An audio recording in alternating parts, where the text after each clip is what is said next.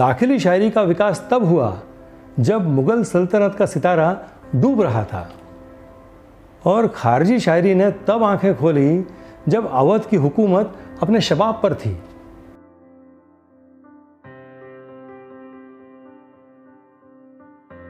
Ghazal the musical इस YouTube channel पर आप सबका इस्तकबाल, बहुत बहुत स्वागत।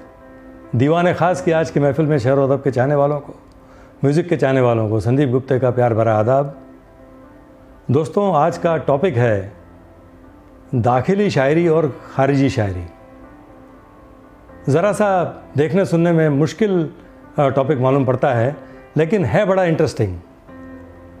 दोस्तों, उर्दू भाषा में, उर्दू लैंग्वेज में दो तरह के प्रोनाउंसिएशंस देखने को मिलते हैं, जैसे ज़बान, ज़ुबान, मकान, मकाम, मुकाम, परिंदा, परिंदा, या फिर तिरंगा, तरंगा, बुलंदी, बुलंदी। तो एक आम आदमी को एक जहन में एक सवाल पैदा होता है कि इसमें क्या सही है और क्या गलत। दोस्तों, इसमें कोई भी प्रोनाउंसिएशन गलत नहीं है, दोनों प्रोनाउंसिएशन सही हैं।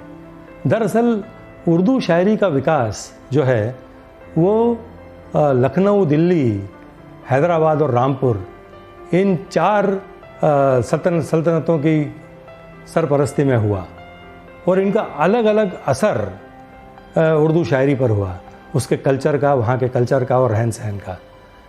तो जिस तरह इंग्लिश में भी दो तरह के प्रोनाउंसिएशन हम देखते हैं, जैसे advertise, director, director, finance, finance, तो ये दोनों तरह के प्रोनाउंसिएशन करेक्ट होते हैं, सही होते हैं, जायज़ होते हैं।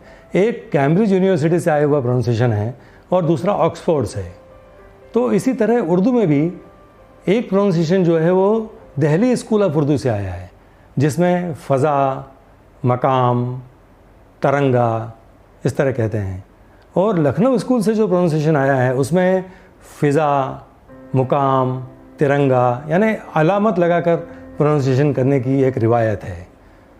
तो उर्दू अदब में भी दो तरह की शायरी का शुमार होता है, एक दिल्ली स्कूल की शायरी यानी दाखिली शायरी, और दूसरा लखनऊ स्कूल की शायरी यानी खारजी शायरी।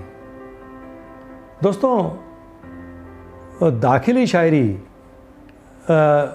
या सब्जेक्टिव शायरी दिल की शायरी है, जिसमें शेर के आंतरिक रूप को सजाया जाता है, जबकि खारजी शायरी ऑब्जेक्टिव शायरी है, जिसमें शेर के बाहरी रूप को सजाया जाता है।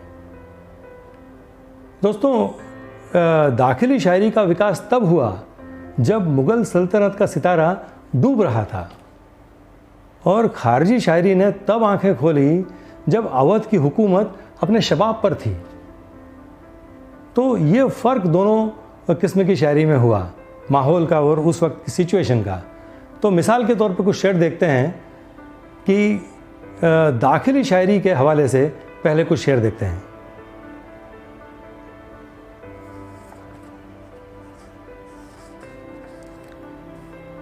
गालिब का ये शेर है दाखिली शायरी के रंग का, कि रगों में दौड़ते फिरने के हम नहीं कायल, रगों में दौड़ते फिरने के हम नहीं कायल, जब आँख ही से न टपके तो फिर लहू क्या है। और बहादुर शाह ज़फ़र का ये शेर देखिए दाखिली रंग का, कि लगता नहीं है दिल मेरा उजड़े दयार में, लगता नहीं है दिल मेरा उजड़े दयार में, किसकी बनी है आलमे नापायदार में, किसकी बनी है आलमे नापायदार में।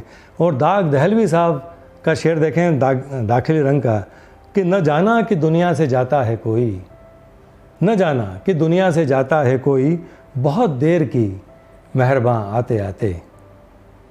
अब ये थे दाखिली रंग के शेर। अब खारजी शायरी के हवाले से कुछ शेर देखिए। लखनऊ के उस्ताद इमाम बख्श नासिक साहब का ये शेर है कि तेरी सूरत से किसी की नहीं मिलती सूरत, तेरी सूरत से किसी की नहीं मिलती सूरत, हम जहाँ में तेरी तस्वीर लिए फिरते हैं, हम जहाँ में तेरी तस्वीर लिए फिरते हैं।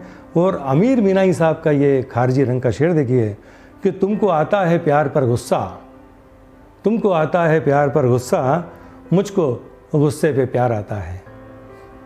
और निज़ाम साहब का एक शेर देखें खारजी अंदाज़ का कि अंदाज़ अपना देखते हैं आईने में वो, अंदाज़ अपना देखते हैं आईने में वो, और ये भी देखते हैं कोई देखता ना हो। तो ये था दाखिली रंग का शेर, दाखिली रंग के कुछ एग्जाम्पल्स। तो दोस्तों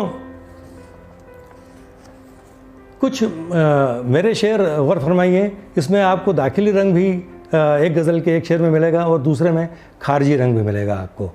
तो पहला शेर जो है उसमें आप खारजी रंग पाएंगे और दूसरे शेर में दाखिली रंग पाएंगे। एक बारीकी से सुनिए इस शेर को, गौर फरमाइए कि किसी नज़र से कोई तीर चल गया होगा, किसी नज़र से कोई तीर चल गया होगा, ज़रा सा दिल था बेचारा मचल गया होगा।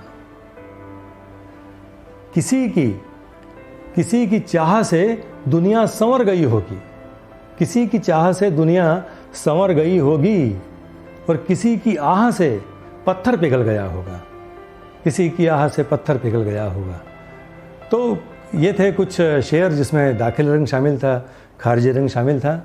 तो कुल मिलाकर हमने देखा कि दाखिली शायरी जो है वो दिल की शायरी है, जिसे सुनकर दिल से आह निकलती है, क्योंकि ये व्यथा पीड़ा की शायरी है।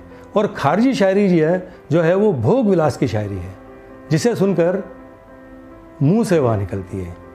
ये एक बड़ा फ़र्क है दाखिली और खारजी शायरी में। तो उम्मीद है आपको ये एपिसोड, ये टॉपिक पसंद आया होगा। तो चैनल को सब्सक्राइब कीजिए और हमसे जुड़े रहिए। तो अगली बार एक नया टॉपिक लेकर आपके सामने हाजिर होते हैं।